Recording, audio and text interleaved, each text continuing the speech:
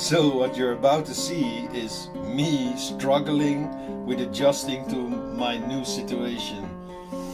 Being in a country that doesn't feel like my home country.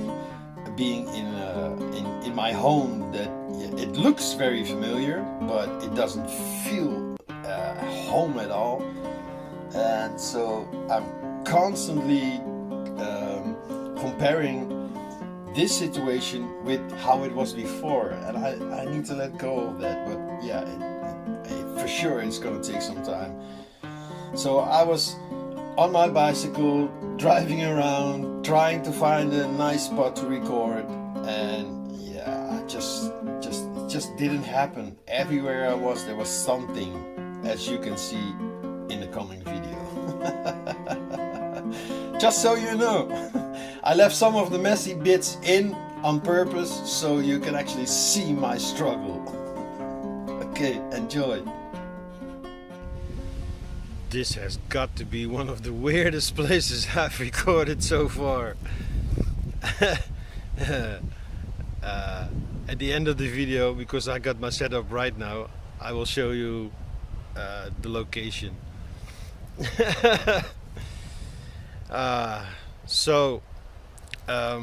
In the, I think it was the first video of this series, Staying Sane in a World Gone Mad. Maybe the first or second, I don't know for sure. Where I talked about how our physical reality, our physical being, is actually just, you know, the fingertip dipping into the soup, the cosmic soup of reality. And the rest of you, you know, you're so much bigger. But yeah, I sometimes get the question, so how do you tune into this bigger you? How did you get to know this bigger you? How can you know that is there like a bigger you? Because I can understand sometimes we want proof, you know, we want like solid proof, tangible, like you know, that you can actually feel it or sense it.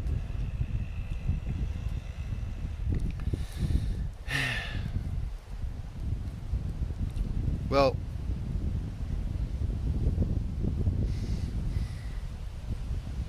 what helped me the most was meditation, of course.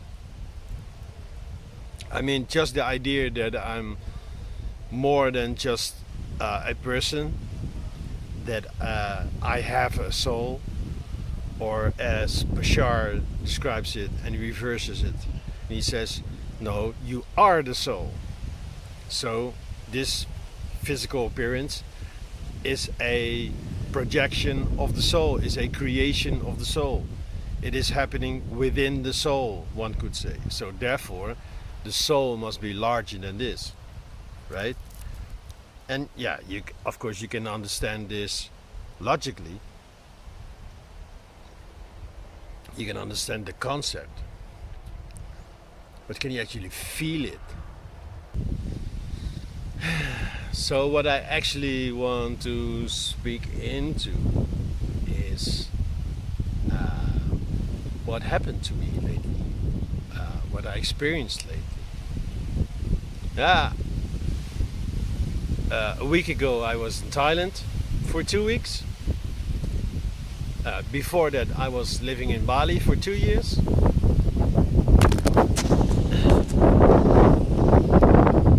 Yeah, it's a little bit windy, so, you know, come on, stay put, dude. You were doing so well, you're doing so fine.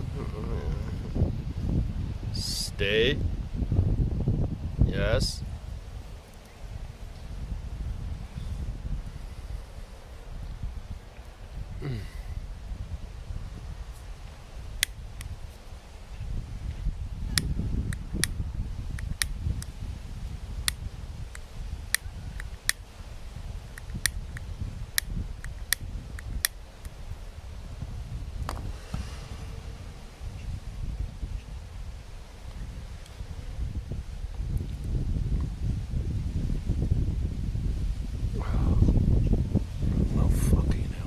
I choose these weird locations.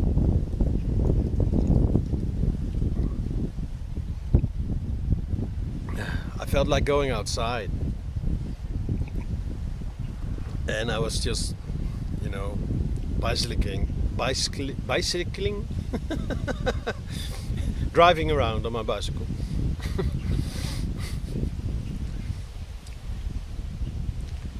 And for some reason, this spot called me. So here I am, improvising.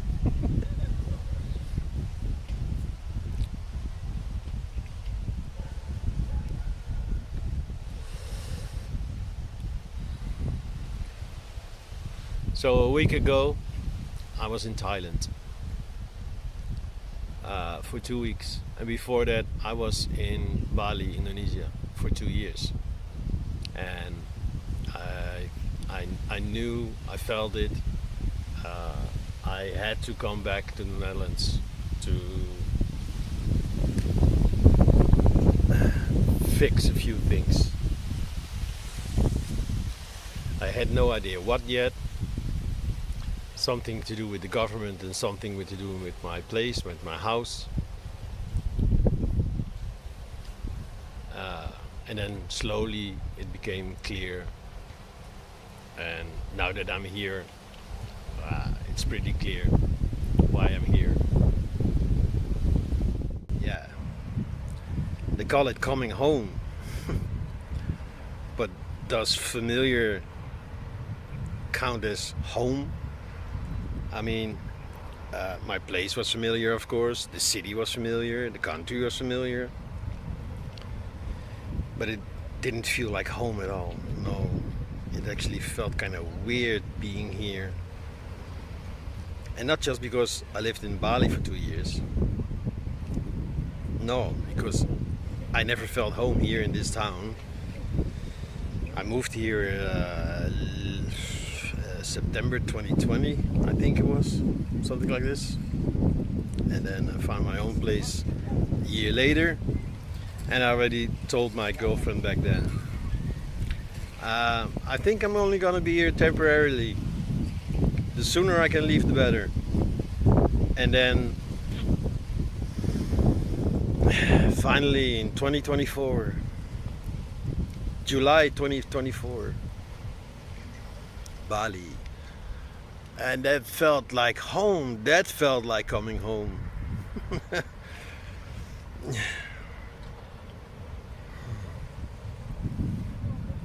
Yeah. But yeah, it's a nice city, they say.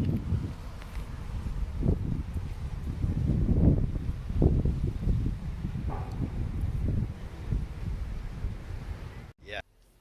So in July 2024, we left this place together to explore Bali, Indonesia, and we had no idea how long we were gonna stay, because the people, my nephew who was staying in my place for the time being, they were like in between traveling. They planned on traveling to South America, where his girlfriend's born, in Peru. So they told us around October they were gonna, they're gonna go.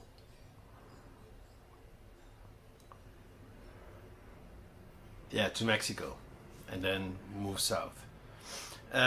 So I think it was end of October that we came back here for a couple of months, and then in May 2025 we left for Bali again, and we stayed there until now, pretty much until now. So I already knew, coming back in this place where we left together, and now I come in this empty home, in this empty house, in this empty place. And I already knew that it was gonna be like weird, or I was expecting it to be tough, actually, seeing all her stuff here and her not being here after the breakup, I felt like, it would have been very possible that I would have felt very lonely. So my yoga friend Renate, she came pick me up from the airport in Amsterdam a week ago, and she stayed for a week, and that was, that was good, because yeah, she's an early sleeper. She sleeps around 10 p.m. wakes around 6. So I kind of step into that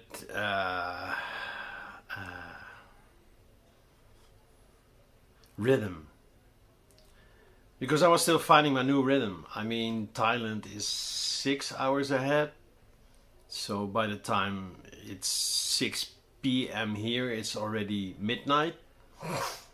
So of course, as soon as it became evening, I started to get really tired. So yeah, I also slept. Start sleeping around 10, 11, slowly, adjusting to her rhythm, which was nice. Waking up early, go outside, drink a coffee, which it was my normal ritual. And so she would bring a tea along because she doesn't drink coffee. And then she said, yeah, I really like to be outside as much as possible, because where I'm staying in the west of the Netherlands, in Holland, it's horrible. It's just houses and streets and no nature. Like here is a lot of nature and lots of people outside here because students and such. And where she is staying now, it's just people working 9 to 5. So they come home at 6. They have, some dinner and then sit behind the TV, Netflixing, probably, or watching sports. It's what they do. They rarely go outside just to sit outside because it's so nice. But the moment Renate left, immediately I snapped into an old pattern of sleeping late, like 2 a.m., waking up late, around 9 a.m., not having slept enough. So this morning I woke up like a headache and heavy and yeah, and it was noticeable in my videos because I picked totally the wrong spot, as you can see in the intro of this video. So yeah, I was sitting over there. I don't know what pulled me here, but I love these trees. These plantain trees. But look at where I am. This one is a beauty. But look. This is the Netherlands. So much space. And yeah, what for? I mean, the kids are playing. But yeah, everybody just had dinner. This place is a mess. This is where you can leave your garbage separated, like plastic and carton and diapers.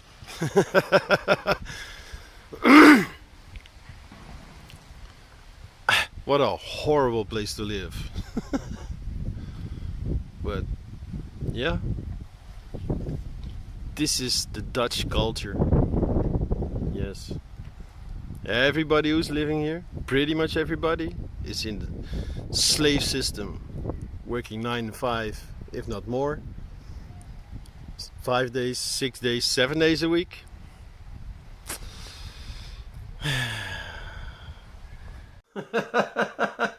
I left right at the right time because there was all these kids were coming outside after they had dinner. And then I found a place sitting at the river, and all these guys drinking beer, smoking weed, doing whatever they do, fishing, and nowadays it's not allowed to camp anywhere publicly. You know, you cannot set up your tent in the forest. No, that's not allowed. But if you buy a tent that is half open and you sit at the side of the river and you pretend to be fishing, then it's all fine. You can stay there as long as you want because you have a fishing permit. Oh, yeah. So as soon as the guy approached me to ask me, hey, do you smoke? With his beer in his hand, I already knew. This is why I don't like this country. You know, these low-life people. He was talking bullshit all the time, supposedly like awake, but no.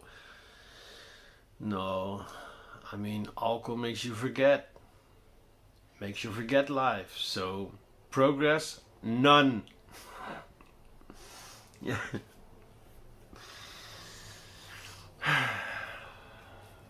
So, of course, I don't want to connect with the people here. Of course, I want to connect with my friends.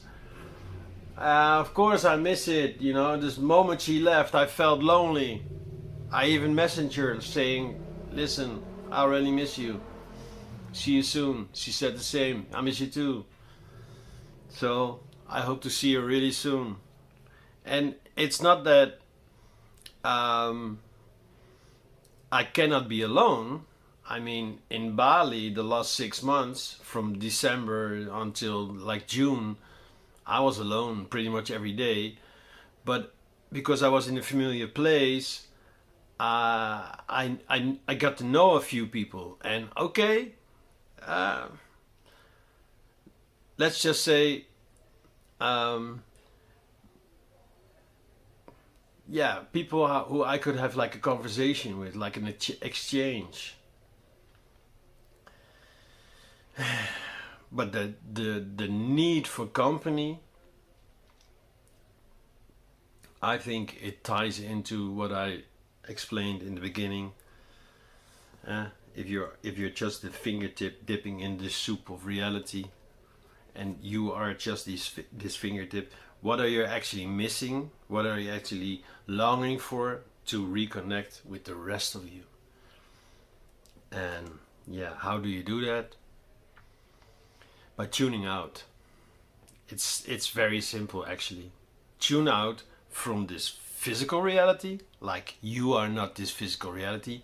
Tune into the field around you and let go of all thoughts, all ideas that it is supposed to look a certain way, or you're supposed to see things, or you're supposed to feel things. No, just the intention alone is enough. Tune out of the physical body. You can still feel or notice the physical body, that's fine, but tune into this larger body. You could even call it a body. They call it aura, your aura, but it's a field. You can tune into it, and that's, to me, that was step one, to become aware of this field and what's happening over there, what's actually happening over here, because I am this field. Like, take ownership of this field. Like you had, when the guy came up to me for a smoke, I could clearly sense him stepping into my private space, and he was in there all this time. And I let him. I allowed him. And that's up to me. Because, you know, I thought, hey, maybe someone to talk to.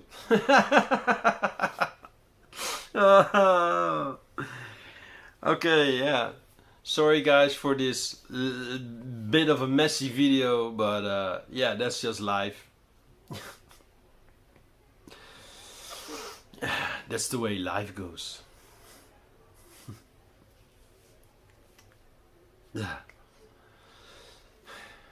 See you tomorrow.